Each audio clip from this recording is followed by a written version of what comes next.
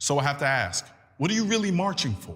Because from where I'm standing, it looks like a march to burn the Constitution and rewrite the parts that you all like in crayon.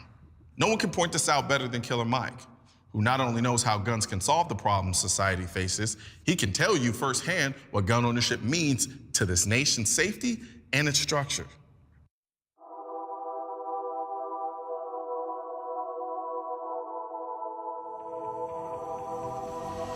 With everything that's happened, like with the Parkland shooting. Yeah.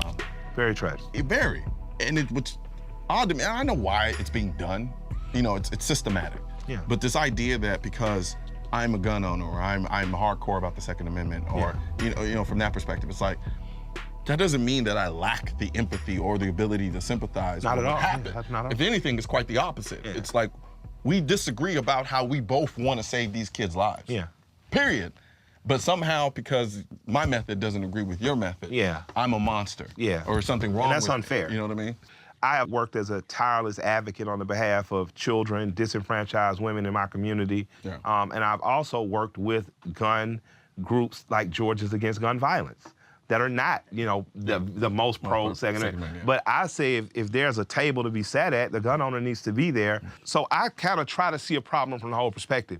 And there have been things that you've disagreed with me. There's been that I disagree with you. As friends, we've talked, right? But there was something dead on that the woman who's the NRA spokesman said, and everyone just kind of lost it. What's her name? Dana.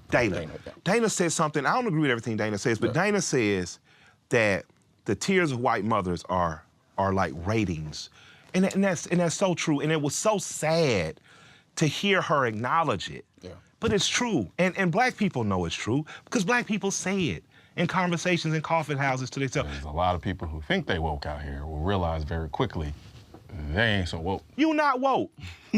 You not woke. Nah. Wakanda, everybody had guns and spears and everything else you needed. Yeah, like you can't continue to be the lackey. Yeah. Like people are accusing you of being a lackey of the NRA. Well, you're a lackey of the progressive movement because you have never disagreed with the people who tell you what to do. Like, think about that. You have never disagreed with, you've never said to them, hey, hold up. Hold on. A football player just got shot by an armed white man for a traffic argument. A black teenager got shot by an armed white man in a gas station because he had played his music loud. Where were you then? Yeah. Where? Like when you went, like you guys supposed to do like a girlfriend when you list all the stuff you've done for the boyfriend. And if you're not in a reciprocal relationship, why are you in this relationship? Because the same people I see dogging you out will be the same people I see posting a month from now says, why weren't you at our Black Women's March? You know, when you have something for so long, especially when we talk about the generations that come into, even me, right? Some things with respect to my freedom, I didn't always feel this way. Yeah. There were things that I learned about and come upon them as time went on. But we get to a point where we're like, oh, why do we need this? We don't need this anymore. Yeah. We're so progressive. We progress past this point. Yeah. I'm like, you're gonna progress us right off a cliff. Yeah. You keep going in this direction. You're gonna progress us into slavery. Yeah, pretty much. You know, people say, oh, slavery can't exist. Slavery does exist now. Slavery exists according to the 13th Amendment. They never abolished it. The same people who are telling you we need to abolish the Second Amendment, they ain't there for the documentary 13. Yeah. They're not there at your march to end that. You know, that begins to be my question. Like, what is an ally?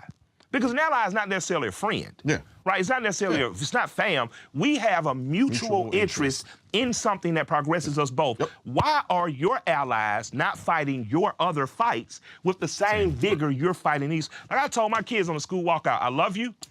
If you walk out that school, walk out my house.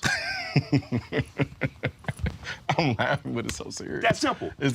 We are a gun-owning family. Yeah. We are a family where my sister farms. We're a family where we'll fish, we'll hunt, but we are not a family that jumps on every single thing an ally of ours does because some stuff we just don't agree with. Here we are, we have a march that's going on next week, and our biggest celebrities are donating millions to a march. Yeah. While our inner city schools over here are in deplorable conditions. We're donating $3 million to a march about gun control. Yeah. But yet we have communities over here that are in economic downturn. Like it's It's ridiculous to me. Yeah, celebrities often don't know what to do. They're told what to do. I had a celebrity very famous, like sold well over 20, 30 million records, called me and said, hey, Mike, what you doing right now? I said, I ain't doing nothing. He said, could I call you? I was like, what's up? He called me, he was at a radio station, they were pressuring him to do a anti-gun thing. And I could tell he wasn't comfortable with it. And he said, would you mind explaining them and why you, and I would say, very simply. I said, you know, I'm African-American, you know, 54 years out of apartheid. I'm very pro-Second Amendment. This is why. And before you say, well, what about the children? My daughter goes to Savannah State University. There was also a shooting on that campus. Talked to my wife and daughter after that. The decision was, we're gonna go to Savannah, she's gonna get a gun and train more. And after that, they said, Mike, we never heard that perspective. We surely respect and understand it. And they stopped pressuring him to do something he didn't want to do. And that ain't just guns. When, as a celebrity, they ask me, hey, will you do this anti-bullying drop for radio? Absolutely not. Why? Because your child needs to get punched in the face so he can learn to punch someone back. And that isn't saying that it's right to be punched in the face. That's saying as sure as you're an adult, something or someone's gonna punch you in your face. And you have to develop the aptitude and the fortitude to fight back. And that's just not in the physical.